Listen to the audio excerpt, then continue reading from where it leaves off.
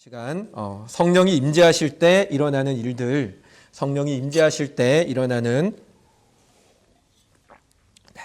물을 먼저 먹고 말을 해야 되는데 성격이 급해가지고 이렇게 됐습니다. 성령이 임재하실 때 일어나는 일들이라고 하는 제목으로 함께 말씀을 나누도록 하겠습니다. 제가 지금으로부터 한 4년 전에 아직 청주에 있을 때에 사실 개척에 대한 생각은 그 이전부터 계속 해오고 있었기 때문에 개척을 위한 준비의 하나로 작은 가게 하나를 운영했었습니다. 아마 일전에 말씀드린 적이 있는데요. 무인 아이스크림 가게를 운영을 했었는데 장사라고 하는 거를 한 번도 해본 경험이 없다 보니까 사실은 여러 우여곡절 끝에 좌충우돌하며 가게를 오픈을 했습니다. 그런데 가게라는 게 오픈한다고 해서 다 중요한 게 아니라 장사가 되어야 되잖아요. 근데 가게는 오픈을 했는데 손님이 너무 없는 거예요. 처음에는 처음 가게를 열었으니까 시간이 지나면 손님이 오겠거니라고 하는 생각을 하면서 마음을 다독이고 있었지만 가게 앞을 지나가는 사람들은 많은데 가게로 들어오는 사람들이 없다 보니까 고민을 하다가 돈을 써서 전단지도 돌리고 아파트 안에 홍보도 하고 했음에도 불구하고 한동안 사람들이 좀 오지 않는 그런 시간들을 보내야 했었습니다. 나중에 가서는 가게에 들어오는 사람들도 있고 점점 매출이 늘어나기는 했지만 한동안 사람들이 없을 때는 이거 못 모르고 시작하다가 장사 망하겠구나라고 하는 걱정을 했던 적도 있죠. 여러분, 사람이 우리가 무언가를 시작을 하게 되면 모든 사람들이 다 잘 되기를 바랍니다. 장사를 시작하는 분들이라면 손님이 많아지고 그 가게를 통해서 장사를 통해서 많은 돈을 벌기를 원하게 되죠. 또는 강의를 시작하는 교수님들도 자기의 강의가 많은 학생들이 와서 수업이 잘 되기를 원하지 신청하는 학생이 없어서 폐강되고 싶어하는 사람들은 아무도 없습니다. 이처럼 모든 사람들은 뭔가를 시작할 때는 그것이 다 잘 되기를 바라는데 그 마음이 교회에도 있는 것이죠.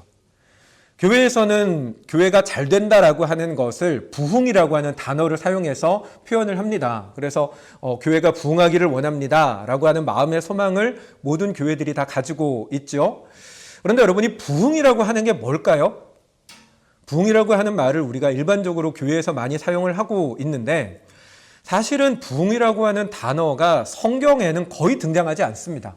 한 곳에 하박국에서만 주여 수년 내에 이 일을 부흥케 하여 주시옵소서라고 하는 그 한 곳에서만 부흥이라고 하는 말이 등장을 하고 있지 사실상 성경에 부흥이라고 하는 말은 많이 등장하고 있지 않는데 그러다 보니까 부흥이라고 하는 것이 정확하게 무엇인가에 대해서 애매한 생각들을 가질 수가 있다라고 하는 거죠. 어떤 사람들은 부흥을 수가 많아지는 것이라고 이야기를 합니다. 우리가 사도행전에도 보면 주님께서 이렇게 초대교회가 날마다 사람들의 숫자가 더하여졌다라고 하는 이와 같은 기록을 근거로 해서 교회에 예배드리는 사람들의 숫자가 점점 더 많아지는 것을 부흥이다라고 얘기하는 사람들도 있습니다. 또 어떤 사람들은 숫자가 아니라 질적인 거다. 예배가 살아있어야 그게 부흥이다라고 얘기하는 분들도 있습니다. 여러분, 숫자일까요? 아니면 질일까요?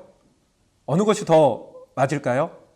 이 부분은 둘 다 맞을 수도 있고 틀릴 수도 있습니다. 무슨 말이냐면 누가 그것을 주관하느냐, 누가 그것을 이끌어 나가느냐에 따라서 맞기도 하고 틀리기도 한다라고 하는 것이죠. 말씀 하나만 잠깐 띄워주시겠어요? 사도행전 말씀인데요.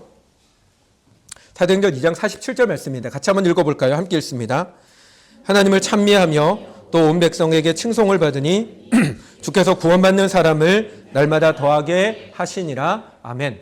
자, 수적으로 초대교회가 날마다 사람들이 늘어났다라고 하는 것에 근거가 되는 말씀이 사실은 이 말씀인데 우리가 이 말씀을 가만히 들여다보면 날마다 사람들이 많아졌다라고 하는 그 말씀 앞에 누가 그것을 했다라고 되어져 있습니까? 주님께서 그것을 하셨다라고 이야기를 하고 있습니다. 무슨 말이냐면 수적으로 늘어나는 것을 주님께서 주관하셔서 사람이 늘어나지 않는다면 그건 엄밀하게 이야기해서 부흥이 아니다라고 하는 이야기인 것이죠. 여러분, 사람의 인위적인 방법을 통해서 사람들을 얼마든지 끌어모을 수가 있습니다. 교회의 건물이 번듯하게 있고 여러 가지 교회 안에 편의시설들이 충분히 마련되어져 있다면 아이들이 놀 수 있는 놀이방이 마련되어져 있고 엄마들을 위한 또 다른 예쁜 카페나 분위기 좋은 어떤 공간들이 있다면 수평이동일지언정 그 교회로 사람들이 옵니다. 요즘은 주차 문제가 심각하기 때문에 주차장을 많이 확보하면 확보할수록 그 교회로 오는 사람들이 많아진다라고 이야기를 합니다. 여러 가지 인위적인 방법들을 통해서 사람들을 끌어모을 수 있지만 예전에 지난 시간에도 그런 말씀도 한번 드렸던 것 같아요. 전도왕이라고 해서 얘기를 들어보니까 큰 버스 대절해서 경로당이나 어른들 모이는 곳에 가서 다 타세요 하고 1인당 몇천 원씩 주고 교회 전도 축제하는 날 데리고 오면 그게 교회가 부흥했다라고 얘기를 하는 사람들도 있더라라는 말씀을 드렸었죠. 인위적인 방법들을 통해서 교회가 부흥한 것처럼 숫자를 늘어나게 할 수도 있더라는 것입니다. 하지만 사람의 인위적인 방법을 통해서 사람이 많아진다고 해서 그걸 가리켜서 부흥이다라고 이야기할 수는 없다라고 하는 거죠. 질적인 것도 마찬가지입니다. 예배가 살아있어야 된다라고 하는 이야기들을 많이 하고 저도 그 말에 동의합니다만은 그런데 여러분 예배가 살아있다라고 하는 것은 무엇을 가리켜서 예배가 살아있다라고 표현을 하는 것입니까? 혹시 우리는 예배가 살아있다라고 하는 것이 감정적인 무언가가 일어나야지만 그게 예배가 살아있는 것이라고 생각하고 있지는 않습니까? 눈물이 흐르거나 가슴에 기쁨이 솟아나거나 또는 어떤 벅찬 감격이 일어나거나 이와 같은 감정적인 것을 예배가 살아있다라고 하는 경우들이 있더라라고 하는 것이죠. 그런데 여러분, 감정적으로 뭔가가 일어나는 것은요, 인위적인 방법을 통해서도 얼마든지 감정의 흥분 상태를 유도해낼 수가 있습니다. 저는 사실 이런 가수들의 콘서트 같은 데는 가본 적이 없어서 잘 모르지만 이렇게 유튜브나 이런 것들을 보게 되면 가수들의 콘서트에서 그곳에 참가한 수많은 사람들이 얼마나 은혜 받는지 보세요. 눈물이 흐르고요. 기쁨이 벅차오르고요. 가수가 하다못해 외국의 내한 가수가 한국 사랑해요 이런 거 한마디만 해도 감격해가지고 은혜 받았다고 합니다. 여러분, 감정을 통해서 그것이 하나님께서 주시는 무언가다, 예배가 살아있다라고 얘기할 수는 없습니다. 물론 성령께서 그 예배 가운데 함께 하시고 만지실 때 감정적인 것이 우리 가운데 동반되어 나타나기는 합니다만 그러나 감정이 성령의 역사인 것은 아니다라고 하는 것이죠. 그러면 무엇입니까, 여러분? 여러분, 수적인 것과 질적인 것, 우리는 어떻게 봐야 합니까? 중요한 건 누가 주도하느냐? 누가 주도해야 됩니까? 하나님께서 그 모든 일들을 주도하셔서 일어나는 것만이 진정한 의미의 부흥이다라고 이야기할 수가 있는 것이고, 그리고 하나님께서 일하실 때, 하나님께서 주관하실 때 반드시 나타나는 것이 무엇이냐면 성령의 임재하심이 반드시 나타나더라고 하는 것이죠. 오늘 본문의 말씀이 우리들에게 그것을 보여줍니다. 오순절 마가의 다락방에 초대교회 성도들이 모였을 때에, 주님의 제자들이 모였을 때에 그곳에 성령께서 임재하심으로 말미암아 교회가 시작이 되었고, 그렇게 성령의 임재로 말미암아 시작했던 미약한 교회가 점점 더 커져가는 역사가 나타나게 됩니다. 이것이 증거하는 건 역시 하나님께서 임재하실 때는, 하나님이 역사하실 때는, 하나님이 시작하실 때는 성령의 임재로부터 시작하신다라고 하는 것을 우리들에게 보여주고 있습니다. 그래서 저는 오늘 이 시간을 통해서 성령께서 우리 가운데 임재하실 때 어떤 역사들이 일어나는가를 함께 좀 보고 싶고요. 그리고 그것을 통해서 우리가 꿈꿔야 할 부흥이 무엇인가, 교회는 어떤 교회여야 하고 여러분들 한 사람 한 사람은 어떤 성도로서 부흥의 세대로서 살아가야 하는가에 대한 부분들을 함께 좀 살펴보도록 하겠습니다. 먼저 성령이 임재하시면 어떤 일들이 일어나나, 첫 번째는요, 하나님의 임재가 느껴지게 됩니다. 무슨 말이냐면 하나님께서 바로 지금 이 순간 내가 살아가는 나의 모든 삶의 자리에서 함께하고 계시다는 하나님의 임재의식이 나타나게 된다라고 하는 것입니다. 사도행전 1장에 보면 예수님께서 감람원이라고 하는 곳에서 제자들과 마지막 말씀을 나누시고 하늘로 올라가시는 장면이 사도행전 1장에 등장을 하게 됩니다. 예수님께서 승천하셔서 하늘로 올라가셨다라고 하는 건 육신으로는 더 이상 그들 가운데 함께하지 않으신다라고 하는 것이죠. 예수님께서 더 이상 그들 가운데 함께하지 않으신다라고 하는 건 사실은 제자들에게 있어서는 보고 싶은 주님 더 이상 보지 못하는구나 라고 하여 단순히 그립다, 보고 싶다라고 하는 마음 정도로 끝나는 일이 사실은 아니었습니다. 사실은 그와 같은 사건은 그들에게 있어서 극도의 두려움과 공포와 혼란도 줄 수 있는 사건일 수 있었습니다. 왜냐하면요, 이미 그들은 그와 같은 경험을 한 번 한 적이 있기 때문에 그렇습니다. 예수님께서 바리새인들과 제사장들과 그들이 보낸 사람들에 의해서 잡혀서 들어가셨을 때 당시 제자들은 극도의 두려움에 사로잡혀 예수님을 버려두고 뿔뿔이 흩어져 도망간 적이 있었습니다. 심지어는 베드로 같은 경우에는 예수님의 수제자다라고까지 얘기했던 베드로가 예수님의 제자라고 하는 이야기에, 사람들의 이야기에 극도의 공포를 느껴 예수를 저주하면서까지 나는 주의 제자가 아니다라고 변명하는 일들도 있었습니다. 주님이 그들 가운데 떠나시니까, 그들이 주님과 분리되니까 그 당시에 그들에게 찾아왔던 것은 극도의 혼란과 두려움과 공포가 그들에게 찾아왔었습니다. 그런데 그때는 그랬던 그들이 사도행전 1장에서 예수님께서 승천하시는 그 장면 속에서 이전에 보였던 두려움이나 불안함이 전혀 그들에게 보여지지 않습니다. 오히려 그들은 예수님께서 십자가에 못 박혀 죽으셨던 예루살렘에 그대로 머물렀고 함께 모여서, 흩어져서라면 차라리 좀 더 나았을 텐데 모여가지고 함께 기도하며 계속해서 같이 모여 있었습니다. 무엇이 달라졌습니까? 왜 그들이 그렇게 행동을 합니까?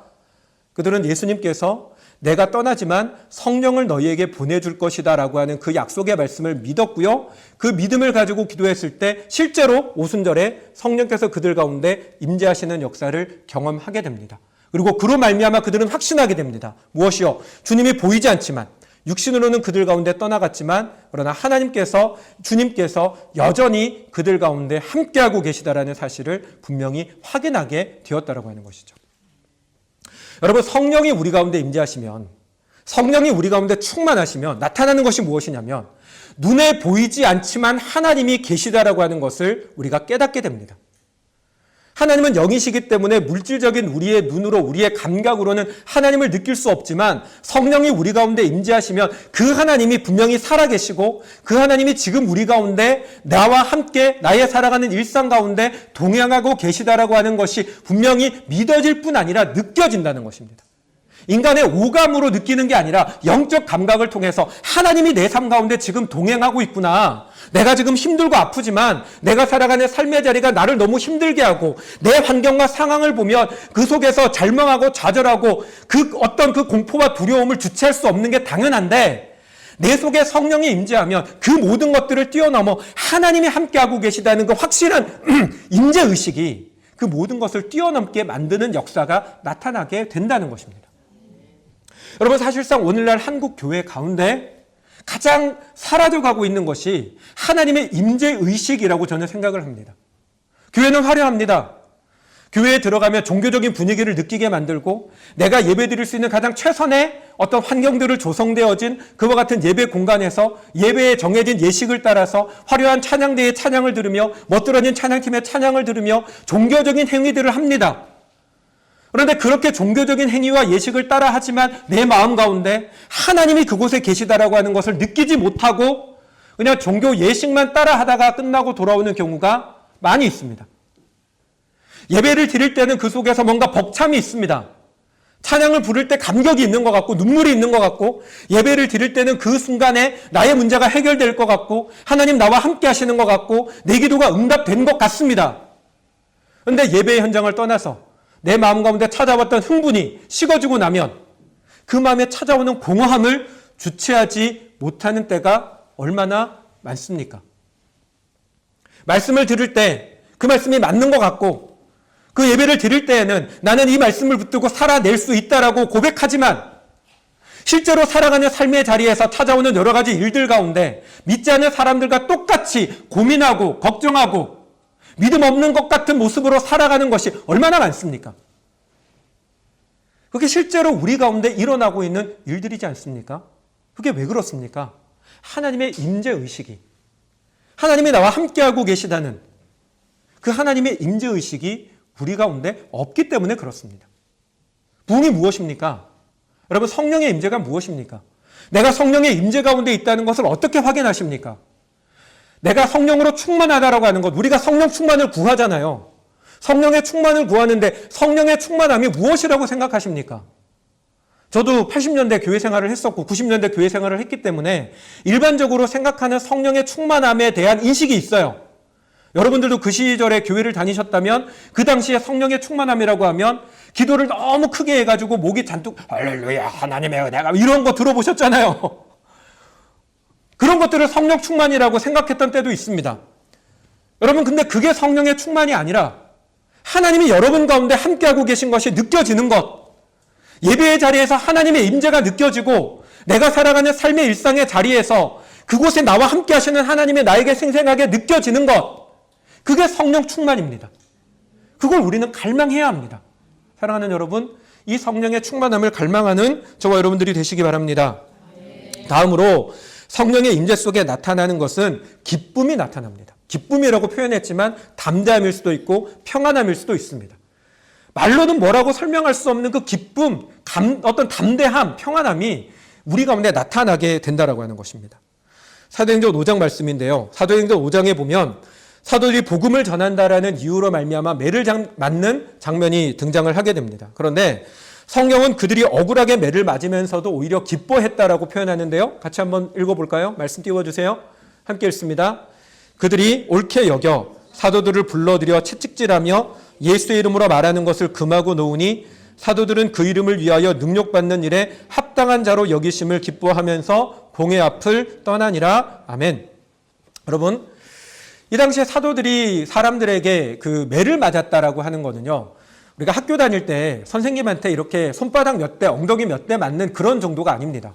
저희 중학교 1학년 때 담임 선생님은 시험을 쳐가지고 성적을 받잖아요. 그러면 그 점수가 각자 예상하는 점수를 써요. 이번에 너 몇 점 맞을래? 몇 점 받을래? 그러면 본인이 예상했던 점수보다 떨어진 점수에 빼기를 해요. 내가 예상한 점수, 실제 맞은 점수 빼가지고 뺀 횟수만큼 때렸어요.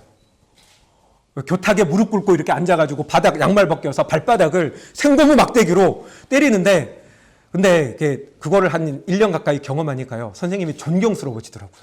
왜냐하면 60명 되는 학생들 점수마다 다 때렸거든요. 그분도 대단한 열정이기는 해요. 어쨌든 네. 여러분, 이게 제자들이 맞았다고 하는 그 매는요, 그냥 그런 매가 아니라 가죽 채찍으로 등을 벗겨놓고 채찍으로 그 등을 때리는 건데, 이게 여러분 왜 심각한 벌이냐면 그 당시에는 위생관념이 없잖아요. 뭐 그렇다고 해서 채찍을 소독해서 때리는 것도 아니고 끝나고 나서 뭐 제대로 된 소독약을 바르는 게 아니고 그렇게 해서 온 등이 찢어지고 그곳에 감염이 되어지면 죽을 수도 있는 게 이 채찍질이라고 하는 벌이었다라고 하는 것입니다. 그와 같은 중벌을 제자들이 맞았습니다. 왜 맞았습니까? 그들이 무슨 잘못을 했습니까? 아무 잘못이 없어요. 잘못은 있다면 하나, 예수의 이름으로 복음을 전했다는 이유 때문에 매를 맞았습니다. 얼마나 억울하겠어요. 내가 누군가를 때린 것도 아니고 누군가에게 사기친 것도 아니고 그냥 예수님이 하나님이야 라고 하는 건 말만 전했을 뿐인데, 그렇다고 그 사람들을 데리고 내가 뭔가 다른 활동을 한 것도 아닌데 그것 때문에 매를 맞으면 얼마나 억울합니까? 그런데 그들은 기뻐했다라고 이야기를 합니다. 왜 기뻐했다고 되어 있습니까? 말씀 다시 한번 띄워주세요. 왜 기뻐했다라고 성경이 이야기를 합니까? 41절, 그 이름을 위하여 뭐하기 위하여 능력받는 일에 합당한 자로 여기심을 기뻐했다. 그 이름을 위하여, 다시 말하면 주님을 위하여라면 매 맞는 것도 기뻐했다라는 것이죠. 근데 여러분, 이 제자라고 하는 사람들이요, 원래 그런 사람들이 아니었어요. 아까도 이야기를 했지만 제자들이 예수님 잡히실 때는요, 자기들이 예수님처럼 잡혀가서 뭔가 해코지를 당할까봐 뿔뿔이 흩어져서 도망치고 혹여나 예수 이름으로 같이 얽혀들까봐 저주까지 하며 부인했던 사람들이 제자들이었습니다. 뿐만 아니라 예수님이 십자가에서 돌아가시고 난 이후에 그들이 어떻게 합니까? 성경을 보면요, 그들이 예수님이 돌아가시고 난 이후에는 모든 것이 끝났다라고 하는 절망감에 갈릴리 고향으로 돌아가죠. 근데 여러분, 우리가 이 당시 상황 배경을 잘 봐야 되는데요, 제자들이 갈릴리로 돌아갔던 이유는 그냥 모든 일이 끝나서 다시금 일상으로 돌아갔다는 개념이 아니에요. 그들이 갈릴리로 돌아갔던 이유는 그들의 생명을 보존하기 위해서 돌아간 겁니다. 무슨 말이냐면, 예루살렘에 그대로 머물러 있다면 그들은 정치 세력화로 오해받을 수 있습니다. 제 제사장들과 어떤 그 사람들이 예수님을 죽이려고 했던 건 하나님에 대해서 대적이라고 생각해서 죽인 거지만, 로마 사람들이 예수를 죽인 건 정치 세력의 우두머리가 될까봐 죽인 거거든요. 그러니까 제자들이 그 예루살렘에 그대로 남아 있었다면 그들은 동일한 정치 세력으로 분류되어 똑같이 죽을 수 있습니다. 그 사실을 알았기 때문에 갈릴리로 갔어요. 왜? 갈릴리는 그 당시에 유대인들에게 거의 반쯤 이방 지역으로 인식되고 있었거든요. 그러니까 한마디로 그들이 갈릴리로 간 것, 우린 무해하다. 정치적인 의도가 전혀 없다. 그러니까 나 좀 살려달라라고 하기 위해서 갈릴리로 간 거예요. 예수님이 잡히셨을 때도 자기 목숨을 살기 위해서 도망쳤고, 예수님이 돌아가시고 난 이후에도 자기들의 안전을 보전하기 위해서 갈릴리로 갔던, 자기밖에 몰랐던 사람들이 제자들인데 성령이 임재하고 나니 어떻게 됩니까? 자기만을 위하는 사람들이 주를 위한 사람으로 바뀌어졌고, 주를 위하여 행하는 모든 것에 기쁨을 느끼는 사람들로 되어졌습니다. 무엇을 의미합니까? 이들이 가졌던 그 생각의 변화, 이들 가운데 찾아왔던 감정의 변화, 마음의 변화는 그들에게서 나온 것이 아니라는 것입니다. 누가 주신 것입니까? 하나님께서 주신 마음이라고 하는 거죠. 여러분, 성령의 임재는 우리 가운데 이와 같은 역사를 일으킵니다. 나의 상황과 환경을 바라보면 내 가운데 기뻐할 만한 것이 전혀 없습니다. 그럼에도 불구하고 도저히 이해할 수 없는데 내 마음 가운데 찾아오는 기쁨이 있습니다. 평안이 있습니다. 담대함이 있습니다. 그리고 그것이 성도가 세상을 이기게 만드는 힘입니다. 여러분, 우리는 그런 얘기를 하잖아요. 예수 믿는 사람이 세상을 능히 이긴다고, 하나님께서 주시는 능력으로 세상을 능히 이긴다고 얘기를 합니다.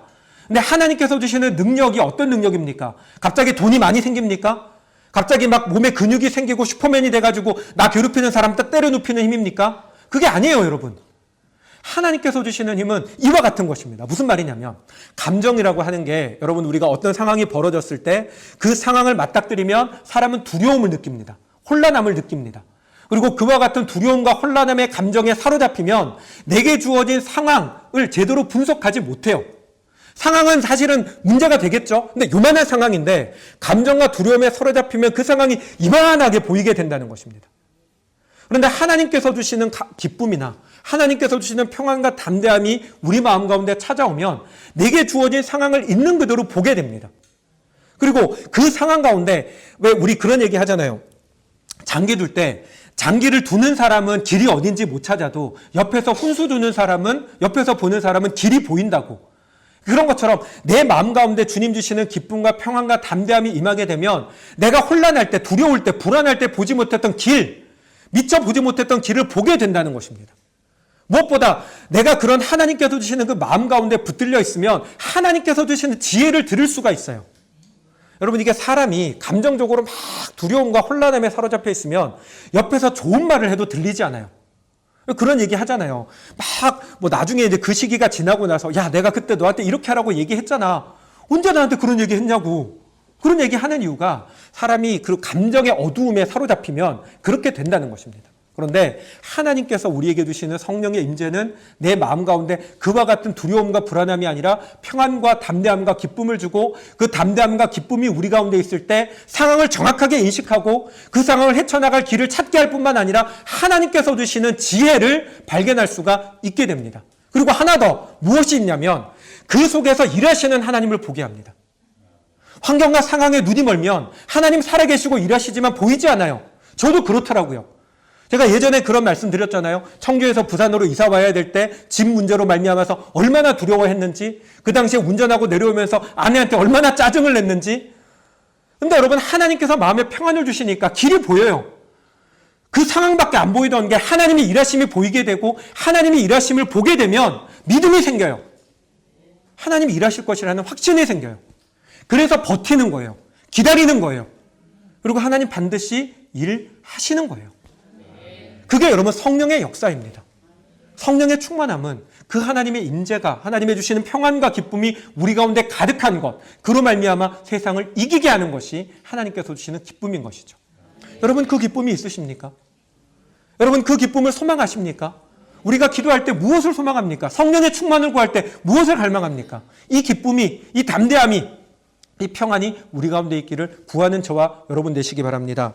마지막으로 성령의 임재 가운데 나타나는 것은요, 회개가 나타납니다. 여러분, 회개라고 하는 단어는 하나의 단어이지만 이 회개 속에는 세 가지의 의미가 들어 있습니다. 그러니까 세 가지가 다 이루어지는 것을 회개라고 이야기를 하는데, 첫 번째는 죄가 죄라고 하는 사실을 깨닫는 거고요. 여기 안 냈어요. 죄가 죄인 것을 깨닫는 것이고, 두 번째는 내가 죄를 지었다라고 하는 사실을 인정하는 것이고, 세 번째는 죄로부터 완전히 돌아서는 것. 이 세 가지가 다 이루어져야 진짜 회개라고 이야기를 합니다. 근데 여러분, 교회를 좀 다녀보신 분들이라면 회개라고 하는 것이 무엇인지는 다 들어보셨을 거예요. 그런데 회개라고 하는 것이 무엇인지를 가장 잘 알지만, 그러나 또 가장 안 되는 것 가운데 하나가 회개입니다. 안다고 해서 다 행하는 것이 아닌 것 중에 가장 힘든 것 중에 하나가 회개라고 하는 거예요. 예를 들어서 세 가지 중에 하나만 예를 들어서, 여러분, 사람에게 있어서 가장 힘든 것 중에 하나가 뭐냐면 자기 잘못을 솔직하게 인정하는 것입니다. 여러분, 사실 사람은 잘못을 인정하지 않으려고 하는 못된 습관을 다 가지고 있습니다. 아기들도 보면, 이게 아이들 여러분 길러보시면 애기지만 예를 들어 동생이 있거나 아니면 또래 친구들하고 같이 있는 곳에서 누군가를 시샘해서 때리는 경우가 있어요. 막 꼬집거나 아니면 동생이 있는데 가가지고 팍 주저앉아가지고 막 하거나 이런 일들이 있잖아요. 근데 그걸 부모가 봤어요. 봐가지고 애한테 너 왜 동생한테 그래? 너 왜 친구한테 그래? 라고 했을 때 애기가 어머니 죄송합니다. 제가 철이 없어. 이 실수를 했네요. 라고 얘기하는 걸 보신 적이 있으십니까? 모든 아기들은 너 왜 그랬어? 그러면 절대 안 그랬다 그래요. 왜 안 그랬다고 할까요? 실제로 안 해서? 내가 그냥 팔을 내렸는데 그 팔에 우연히 맞은 건가요? 아니면 동생이 예뻐가지고 쓰다듬었는데 힘이 좀 많이 들어가서 힘 조절을 못해서 동생이 운 건가요? 아니에요. 애기들이 자기가 안 했다라고 하는 이유는요, 지도 지가 잘못한 거 알거든요. 자기가 잘못한 걸 아니까 인정하지 않는 거예요. 사람이 다 그래요. 잘한 거는 자기가 안 했어도 했다고 합니다. 그렇잖아요. 하지만 자기가 잘못한 건 절대로 인정하지 않습니다. 애기들만 그렇습니까? 애기들은 그래도요, 어른들이 좀 단호하게 이거 너가 했잖아 라고 얘기하고 또 증거를 들이밀면 인정해요. 울면서.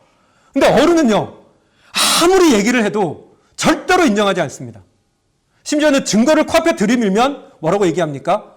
이렇게 할 수밖에 없었다라고 변명합니다. 제가 예전에 왜 그 과일 가게 앞에서 배달하려고 과일을 밖에 내뒀는데 어떤 중년의 노부부가 눈치 보더니 그 과일 차에 실어가지고 도망갔다고, 그런 기사가 있었다고 말씀드렸잖아요. 그때 그 기사를 가만히 보면 나중에 CCTV를 확인해가지고 경찰 동행해서 그 사람들을 찾아갔어요. 처음에 얘기할 때는 절대 안 훔쳤다고, 자기들 아니라고 딱 잡아떼다가 증거 CCTV를 보여주니까 어떻게 뭐라고 얘기합니까? 왜 길에 과일 놔둬가지고 훔쳐가게 만드냐고. 과일을 거기 안 놔뒀으면 내가 안 훔쳐갔을 건데 당신이 거기다 과일 놔둬가지고 그런 거 아니냐고. 여러분, 사람이 그래요. 잘못한 증거를 코앞에 들이밀어도 모두 남 탓하고 자기 탓을 하지 않습니다. 그게 사람의 본성이에요. 그런데 여러분, 회개는 그 잘못을 인정하게 만들어 준다라는 것입니다. 여러분, 어떻게 보면 우리가 그리스도인이 되었다라고 하는 것의 가장 확실한 증거 가운데 하나는 회개입니다. 죄가 무엇인지를 깨닫게 되는 것, 내가 그 죄를 범했다라고 하는 사실을 깨닫고 그걸 솔직하게 인정하게 되는 것, 그 죄로부터 돌아서서 다시는 죄를 짓지 않으려 애쓰는 것, 그건 여러분 성령이 임재하지 않으시면 사람에게는 나올 수가 없는 것입니다. 초대교회를 봐도요. 초대교회에 수많은 사람들이 그리스도인으로 돌아왔을 때 그들 가운데 반드시 먼저 일어났던 것은 회개였습니다. 1907년 우리가 평양 대부흥을 이야기할 때 그 대부흥의 역사가 일어날 때 어떤 일들이 있었습니까? 선교사들이 평양 땅에 와서 복음을 전하는데 너무나 변화가 안 돼요, 사람들이. 교회는 나오는데 똑같이 세상 모습과 똑같이 도박하고 술 마시고 때리고 범죄하며 살아갑니다. 그 모습을 보며 이걸 어떻게 해야 하나 탄식하다가 선교사들에게서부터 먼저 회개가 일어났습니다. 예배 시간에, 집회 시간에 많은 사람들 앞에 선교사들이 자신들의 죄를 고백하니까 그 회개가 사람들에게 일어나서 그 교회 중직자들이었던 장로에 해당되는 사람들이 나와서 자신들의 죄를 회개하기 시작합니다. 그들이 그 회중 앞에서 은밀한 중에 얘기한 것이 아니라 많은 사람들이 회중 앞에서 자신들의 죄를 회개할 때 그 회개의 내용들을 들어보면 너무나 부끄럽고 창피한 게 너무나 많아요. 그 당시에 체면 문화 가운데 있었던 조선시대에 그곳에서 자신의 죄를 그렇게 사람들 앞에, 대중 앞에 고백하며 얘기할 수 있었던 건 성령의 역사가 아니고서는 불가능한 것입니다. 여러분, 성령의 역사는 우리의 죄와 허물들을 고백하게 만듭니다. 그리고 그리스도인으로 살아가는 우리에게 지금도 여전히 분명히 필요한 것이 바로 이 회개의 은혜입니다. 회개는 여러분, 네가 죄인이야, 너의 죄가 이런 게 있어 라고 하는 것을 밝혀내는 게 회개가 아닙니다. 회개는요, 내가 죄인이라고 하는 사실을 깨닫는 것입니다. 내가 회개해야 된다라고 하는 사실을 깨닫는 것입니다. 너가 제발 그 죄에서 돌이켜서 좀 떠나라고 얘기하는 게 회개가 아니라 내가 그 죄에서 돌이켜 떠나는 게 회개입니다. 왜 그리스도인들에게 회개가 필요하다고 제가 말씀드리는지 아세요? 우리도 알잖아요. 우리가 교회에서 회개를 들을 때, 회개 얘기를 할 때, 아 그래, 회개해야 되는구나, 나는 회개해야 됩니다 라고 퉁치고 정작 구체적인 부분에 있어서 이러이러한 것이 죄다, 너가 이러이러한 일을 저질렀다, 이러이러한 죄에서 돌이켜야 된다 라고 하는 것을 다 누구에게 적용합니까? 다른 사람들에게 적용하고 있잖아요. 그건 여러분 성령의 역사가 아닙니다. 성령의 역사는, 성령의 임재 속에서 나타나는 회개는 내 죄를 보는 것입니다. 내가 구체적으로 무엇을 잘못했는지 깨닫게 되는 것이고 그걸 인정하게 되는 것이고 나의 구체적인 죄에서부터 돌이키는 것이 진정한 회개입니다.